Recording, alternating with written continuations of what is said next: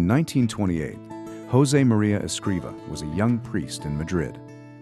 While making a retreat, he saw that God was asking him to start a new Catholic institution, Opus Dei, which would spread the message that all persons can find God in their ordinary activities. He set to work, but the social and political situation was hardly favorable. During the 1930s, Spain suffered a great deal of ideological conflict and turmoil. Communists, fascists, socialists, anarchists, conservatives all fought with each other.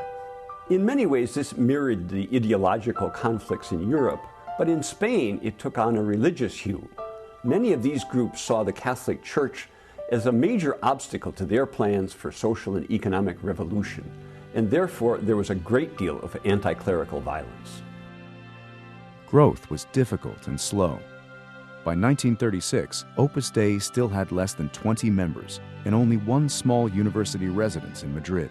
And while Father Josemaria was planning to expand to Valencia and Paris, the situation in Spain became dire.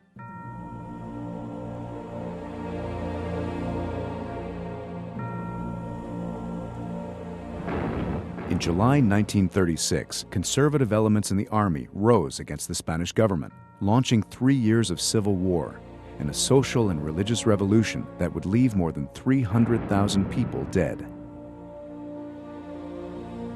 The military coup failed in Madrid and in most other large cities, but revolutionary violence broke out throughout the country.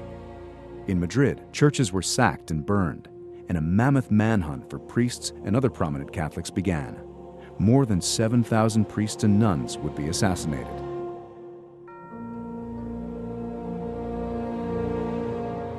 Father Josemaria immediately closed the residence and began wearing layman's clothes. He had to keep moving, hiding for a few nights at a time in the homes of friends. He had several close calls, and several of his best friends were assassinated. In front of his mother's house, a mob hanged a man they had mistaken for him. He suffered deeply because he could not say Mass or administer the sacraments.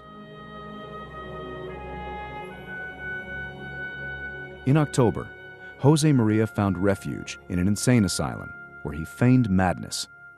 He celebrated Mass often in his room, despite the danger of being discovered and denounced by members of the staff. He spent most of his day praying for the Church, the members of Opus Dei, and for all Spaniards on both sides of the conflict.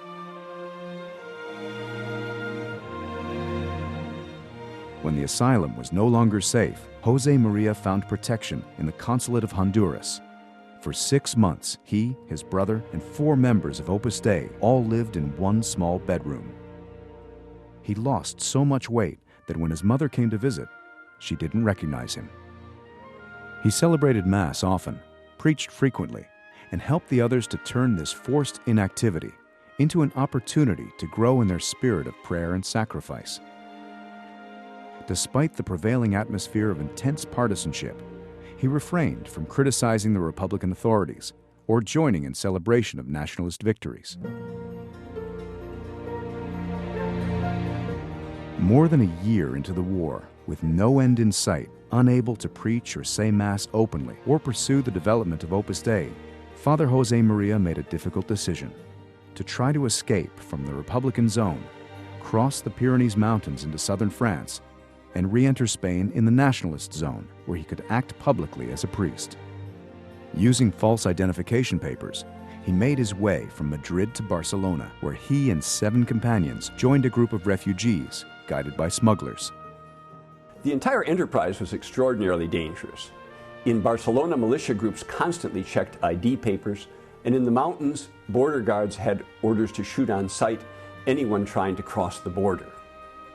Once he got to the mountains, St. Josemaria was racked with doubt about whether he should continue on or return to Madrid to share the fate of his family and the members of Opus Dei he had left behind there. In the midst of that doubt, he asked the Blessed Virgin for a sign about what he should do, and he was given it in the form of a gilded wooden rose. With that, he decided to go forward. Nearly starved and weakened by months of inactivity, he barely survived the series of harrowing night marches through the mountains in the winter cold. Father Josemaria spent the remaining months of the war in the city of Burgos. He began re-establishing contact with people he had known in Madrid. He preached frequently, gave spiritual guidance to many people who visited him, and traveled widely to see those who could not come to him. During these months, he also wrote The Way, a collection of spiritual maxims that would become an international bestseller. At the end of the war, Escrivá was one of the first priests to return to Madrid. There he found the student residence in ruins and faced the task of building up the apostolic activities of Opus Dei all over again.